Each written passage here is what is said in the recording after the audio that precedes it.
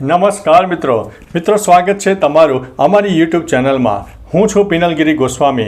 આજની વિડીયોમાં વાત કરીશું આજે તારીખ 4 જુલાઈથી લઈને 12 જુલાઈ સુધી ગુજરાતમાં કેવું રહેશે હવામાન, વરસાદ, ભેજ, પવન અને નવી જે સાયક્લોનિક સિસ્ટમ સર્જાવાની છે તમામ પ્રકારની માહિતી ફક્ત એક વિડીયોમાં આપી દઈશું। મિત્રો વાત કરીએ તો ચોમાસાએ સમગ્ર ભારતને આવરી લીધું છે, ત્યારે હવે ચોમાસાનો જે રંગ છે તે હવે સામે આવી રહ્યો છે। ભારતના અનેક વિસ્તારમાં સારામાં સારો વરસાદ નોંધાઈ રહ્યો છે। હવે મિત્રો આજે તારીખ 4 જુલાઈ છે, તો આજે ગુજરાતના ઉત્તર ગુજરાતના કહી શકાય કે બનાસકાંઠા, સાબરકાંઠા, મહેસાણા ઉપરાંત પાટણ અને અરવલ્લીના કોઈ વિસ્તારમાં છાંટાછૂટી અથવા તો નાનકડા વરસાદી ઝાપટા પણ જોવા મળી રહ્યા છે। પરંતુ મિત્રો ગુજરાતના અંદાજિત 50થી લઈને 60% વિસ્તારમાં વરસાદે વિરામ લીધો છે।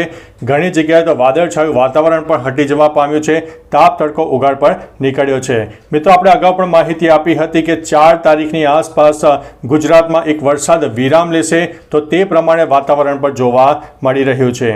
એટલે મિત્રો આગામી 24થી 48 કલાક હજુ પણ ગુજરાતમાં વરસાદ વિરામ લે અને હવે ઉત્તર ગુજરાતનો વારો છે, કારણ કે રાજસ્થાન તરફ કહી શકાય કે આગામી 5 અથવા તો 6 તારીખથી એક સાયક્લોનિક સિસ્ટમ સર્જાશે, જેના ભાગરૂપે થઈને સાબરકાંઠા હોય ઉપરાંત બનાસકાંઠા હોય, અરવલ્લી, મહેસાણા સહિત ઉત્તર ગુજરાતના અનેક વિસ્તારમાં ભારેથી અતિ ભારે વરસાદ થઈ શકે છે। પરંતુ આ જે રાઉન્ડ છે તે 7થી લઈને 12 જુલાઈ સુધીમાં માનવો। ઉપરાંત કહી શકાય કે 7થી 12 જુલાઈમાં મધ્ય ગુજરાતનો પૂર્વ તરફનો વિસ્તાર હોય, દક્ષિણ ગુજરાત હોય, સૌરાષ્ટ્રનો દક્ષિણી પટ્ટામાં પણ વરસાદ થઈ શકે છે।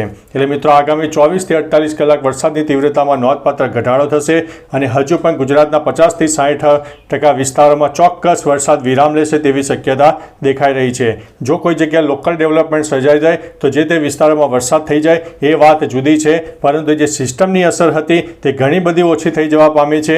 હવે મિત્રો ઉત્તર ગુજરાતની વારી છે। ઉત્તર ગુજરાત અને ગુજરાતના પૂર્વ તરફના વિસ્તારો જે મધ્ય ગુજરાતના પણ ભાગો આવે છે તેમાં હવે વરસાદની શક્યતા વધુ રહેલી છે।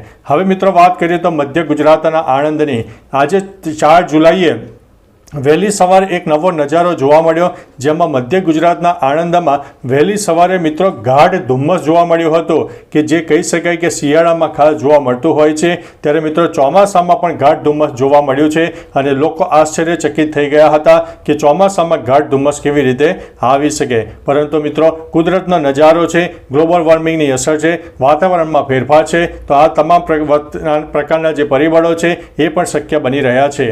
ગરમીની વાત કરીએ તો અત્યારે ધીમે ધીમે વાદળછાયું વાતાવરણ હટવાનું છે, તાપ તડકો ઉઘાડ નીકળશે, અમુક જગ્યાએ ભેજનું પ્રમાણ વધારે હશે એટલે બફારાનો પણ ચોક્કસથી અહેસાસ થશે। ગરમીનો પારો 33-34 ડિગ્રીને પણ વટાવી જાય તેવી શક્યતા છે।